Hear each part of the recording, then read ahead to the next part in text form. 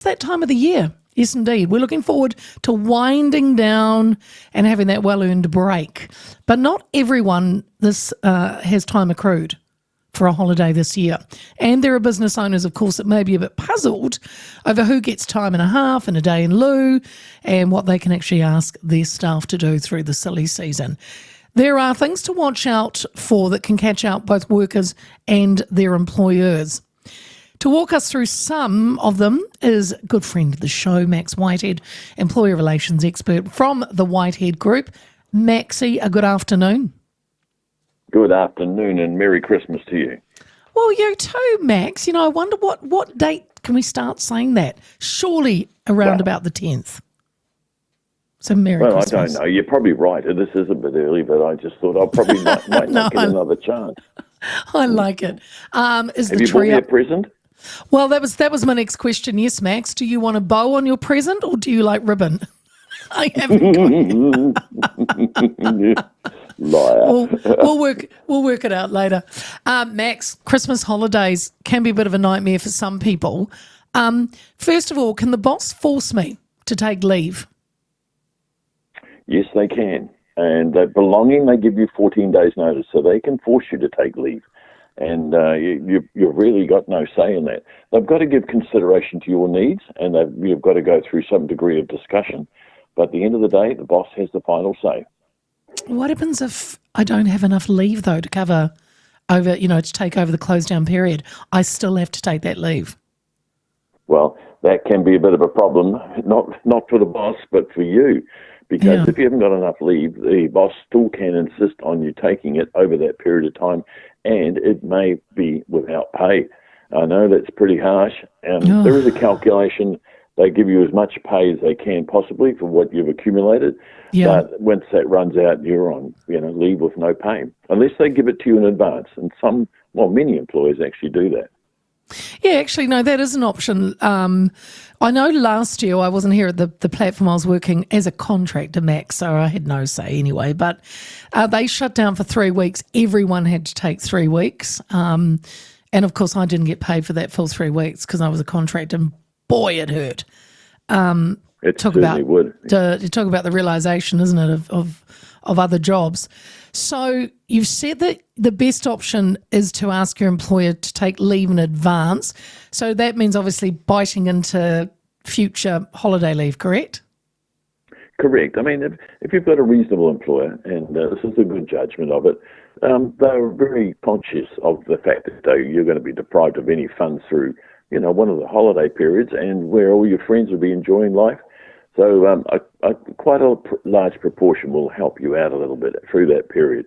Now, if you don't have, new employees are a very big risk for employers who might do that in advance, because if you suddenly resign the day after you got, 4 weeks pay put in your pocket through the generosity of the employer's really got no comeback on you other than trying to reclaim a debt from you. Oh, really? Okay. What happens if I got sick on annual leave? Can that be converted into sick leave? No one likes being sick on holiday, but what happens if I get sick? And it does happen, and there is a facility within the Holidays Act which enables an employer, again, at their whim, whether they will allow you to take sick leave rather than take your holidays. Because you want your holidays to be used for rest and relaxation, not to be recovering from some dramatic illness you might have. So there is an option there, but again, the employer does not have to do it, and he could insist that you take up your annual leave while you're sick. What's the deal? What's the dealio for working on a public holiday? The deal for a public holiday, it's pretty complicated here. So if a public holiday falls on what would ordinarily be a working day for you, and you get and you've got to work that day, then the deal is this: you get time and a half for every hour that you work, and also you'll get a day off in lieu. If it's not an ordinary day that you normally work, then you just get time and a half for every hour that you work. So there is a loading, and it's the only section within the employment law that you actually do get a loading for working over a period of time, and this is public holidays. Oh, okay, I get it. I mean, not that many people would be working, say, Christmas Day, but, there are, gas stations can stay open, obviously. So can pharmacies, apparently, Max. There are a few things, dairies. Oh, and radio stations, I believe. And radio stations, Max, exactly. So if and we're not, but if the platform was working Christmas Day, I would get time and a half and a day in the loo, correct? Correct. If it's an ordinary day, if it would normally be a working day for you, then you'd get both of those. But if it's not a normal working day, but you're still working on a public holiday, you just get... You normally wouldn't have to work that day. You still get time and a half of being inconvenienced on that particular day. Hey, here's a scenario for you, Max. I mean, you've been around radio, for the listeners that don't know, Max and I used to do a little show together, and you've done shows yourself, Max. So in a previous life, I worked for a station where we worked Christmas Day, but we didn't really work, Max. We recorded our show and it was played back on Christmas morning, right? Now, what happened there? Because we're not physically in, but we did take time out of our normal schedule to record a show. I can't remember checking if we got paid for it. What would you think would have happened? You wouldn't have got paid for that because you've really done the work on an alternative day. And if that day is not a public holiday, well, then you don't get the penalty. So your boss was very clever, I'd say, that you did the recordings. But mind you, you must say that you did enjoy your holiday, and it would have been on pay, I'm sure. What happens if I work on a public holiday, but I work fewer hours than I normally would? So say, I normally do an 8-hour day on this public holiday, but the boss says, oh, look, you can do 4 hours today. What do I normally get? And that happens quite frequently because the boss will say, look, you want to get back to your family on Christmas Day or whatever day it might be, scoot off. And as soon as you finish this job, and then go. Well, the boss only has to pay you for the hours that you worked. So if you only work 2 hours that day and you normally work 8, then you'll get paid rate and a half for those 2 hours.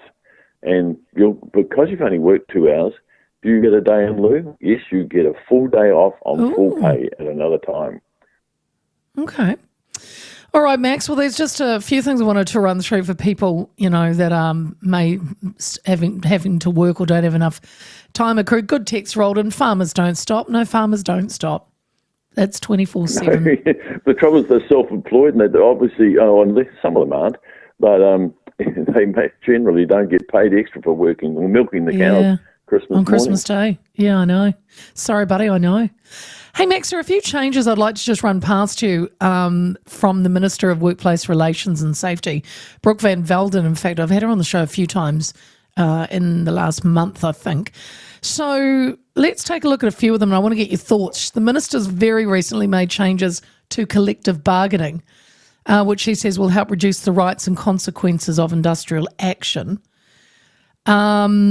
And will not allow now for pay deductions in response to partial strikes, or will allow. Sorry, can you walk us through a partial strike? Yes, really came down to a court decision at one time. So a partial strike is where somebody who a union will probably declare, all right, everybody, we're doing a partial strike, which means no overtime. Or we're only working 4 hours a day rather than 8.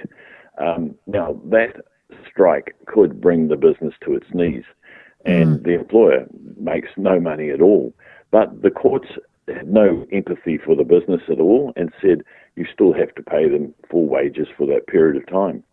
And of course, that's totally unreasonable. I mean, strikes... if they're bringing a business to its knees, striking workers on full strike don't get paid. But I think partial one has the same dramatic effect on an employer, and the workers could still be walking home with their full pay, if not partial pay. But what she's saying in this, and I think it's fair, they only get partial pay if they do only work partial of the work. It sounds to me like it's finally fixing a loophole in the law, because it could really be abused by some unscrupulous unions.